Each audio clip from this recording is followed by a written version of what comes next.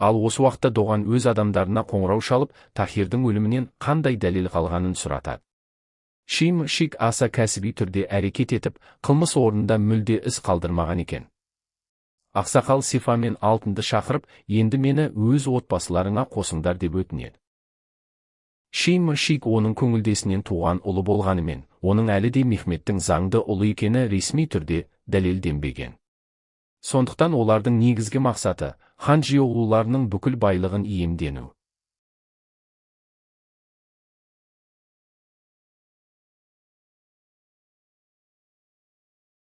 Осы кезде Бихрам Доғанға келіп, Шим-Шиктің портты өртеп жатқан сәті түсірілген видеоны көрсетеді. Бірақ Доғанда қарап қалмайды. Ол жауап ретінде Бихрамның тауарларын өртеп жібереді. Екеуінің арасындағы текетірес осылай жалғаса береді.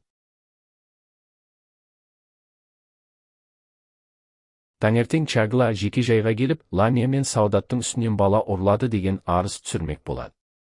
Алайда Доған оған дәл қазір бұл үшін қолайлы уақыт емес екенін айтып, арыз беруіне мүмкіндік бермейді.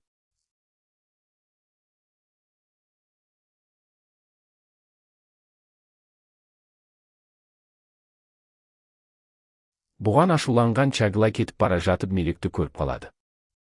Мелектің аса жабырқаулы отырғанын көрген сайын оның ашуы одан сайын күшейе түседі. Ал Доған отбасымен бірге сөйлесіп отырған кезде, Алтынның айтқан бір ауыз сөзі оның есіне ақсақалдың бұрынғы сөзін түсіреді.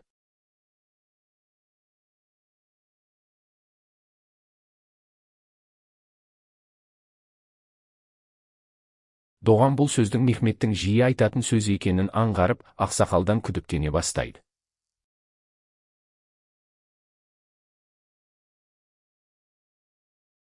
Ол Тахир өлтірілген жерден табылған жейденің түймесін алып, оны ақсақалдың жейделеріндегі түймелермен салыстыра бастайды. Дәл осы сәтте бөлмеге ақсақал кіріп келгенде, Доған оның алдында бір сәтке аңтарылып қалады.